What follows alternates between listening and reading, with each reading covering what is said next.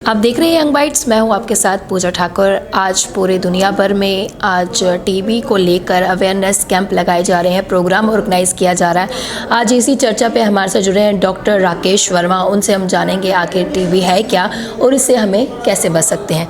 Sir, आपका बहुत बहुत स्वागत है यंग बाइट्स में। Thank you.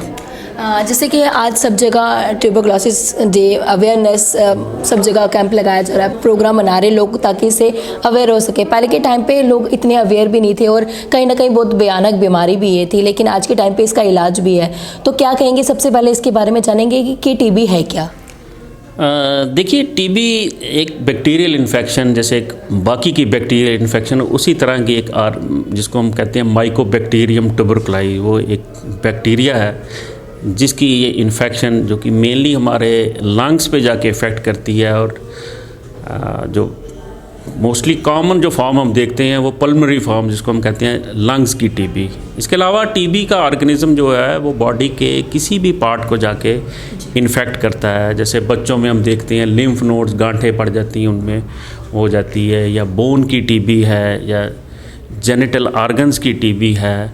लिहाजा बॉडी का जो हर ऑर्गन है वो ट्यूबरक्लोसिस इस बैक्टीरियम से इन्फेक्ट हो सकता है। और जो लंग्स हैं वो सबसे कॉमन जो है वो इसमें इन्वॉल्व होते हैं। ये ज़्यादातर होता कैसे है और किस तरह से हम इससे बच सकते हैं? जी हाँ, ये एक बैक्टीरियल इन्फेक्शन है जो कि हवा में इसके जो जरासीम हैं, जब भी कोई टीबी का मरीज़ जैसे खांसेगा, आप उसके उस नज़दीक में, जैसे अगर वो स्पूटम पॉजिटिव केस है तो बहुत कंटीजियस बीमारी हाँ, जी हाँ, तो वो जब खांसता है तो वो जरासीम खुले तौर पे हवा में वो फैल जाती हैं, जिनको हम कहते हैं ड्रॉपलेट इन्फेक्शन। तो उस विसिनिटी में जो कोई उसके कांटेक्ट में आएगा तो वो ट्यूबरक्लोसिस की इन्फेक्शन अपने अंदर ले सकता है। जी, तो हम इसे किस तरह से बच सकते हैं और शुरू में क्या सिम्टम्स इसके देखने को मिलते हैं?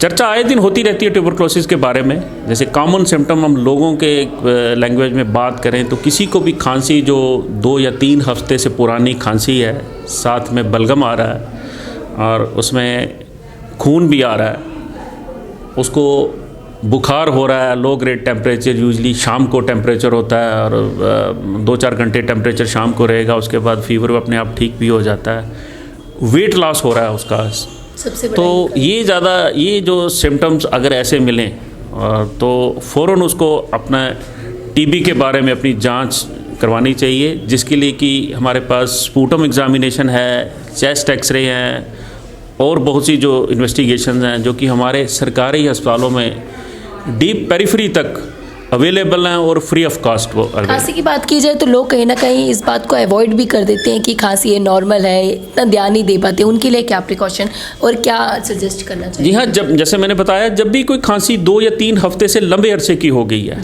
बुखार के साथ है, बलगम आ रहा है, बलगम में खून आ रहा है और भूख नहीं लग रही है, वेट लॉस हो रहा है पेशेंट का, तो ये अलामतें एक ट्यूबरक्लोसिस की हो सकती हैं। और ऐसे में उसको अपनी जांच जो है वो डॉक्टर के द्वारा जरूर एक मरीज़ को इस खांसी को हल्के में नहीं लेना चाहिए जी।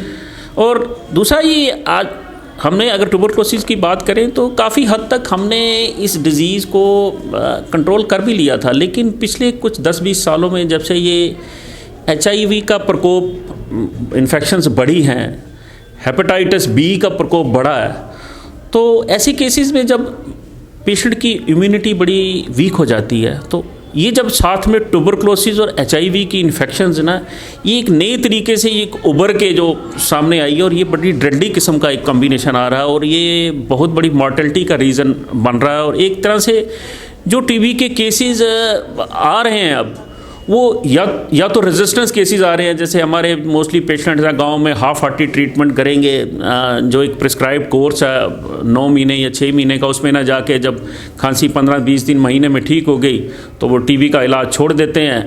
तो लिहाजा जरासीम तो अंदर ही रहते हैं ना, वो जब उभर के उसके बाद जब सामने आती है तो वो एक रेजिस्टेंट केस बन के सामने आता है और ऐसे केसेस हमारे लिए बड़ा चैलेंज साबित हो रहे हैं। इसका इलाज जो है वो प्रॉपर बहुत ज़्यादा ज़रूरी है, प्रॉपर तरीके से इसकी जो टाइम होता है जो दवाई खाने का वो हमें पूरा, जैसे 6 मंथ्स का होता है, 9 मंथ्स का होता है, तो हमें प्रॉपर टाइम पे खानी चाहिए। जी हाँ, सरकारी अस्पतालों में हमारे हर जगह ये हमारे ट्रीटमेंट सेंटर्स हैं। हमारा मेन जो जम्मू में है, उसके अलावा हर डिस्ट्रिक्ट हॉस्पिटल में, हर सब district primary health centre level तक जो टीबी की दवाइयाँ हैं ये सरकार मुफ्त में मुहैया करवा रही है और उसके साथ साथ पेशेंट की रेगुलर जांच भी जो है वो टाइम टू टाइम हो जिस रही तरह है। से आपने बताया कि कोई अगर टीबी का पेशेंट होगा, अगर हम उससे हम मतलब काफ़ी कंटीजियस बीमारी होती है, अगर वो खांसता है तो हमें लग जाती है। ऐसे ये होती है, स्मोकिंग से होती है, गुटखे से होती है क्या ये सब बीमारियाँ? स्मोकिंग से हम कह सकते हैं कि लंग्स हमारे कमज़ोर हो जाते हैं और वो एक रिस्क बढ़ जाता है टीबी का ऐसे पेशेंट्स में जो स्मोकर्स हैं, अल्कोहलिक्स हैं या किसी किस्म का वो नशा कर रहे हैं, तो उनकी जो इम्यूनिटी है वो बड़ी लो हो जाती है और उनमें एक रिस्क बढ़ जाता है ट्यूबरकुलोसिस के, ये जरासीम अपने अंदर जो उनकी इन्फेक्शन का एक रिस्क बढ़ जाता है उनके अंदर। हालांकि ये कि बैक्टीरियल इन्फेक्शन है ये किसी को भी हो सकती है, लेकिन इन लोगों में जो है वो रिस्क जो है वो नॉर्मल पॉपुलेशन से बढ़ जाता है। हमारे माध्यम से जो भी दर्शक आपको देख रहे हैं आज के दिन को लेके, किस तरह से आप उन्हें अवेयर करेंगे और क्या मैसेज देना चाहेंगे आप?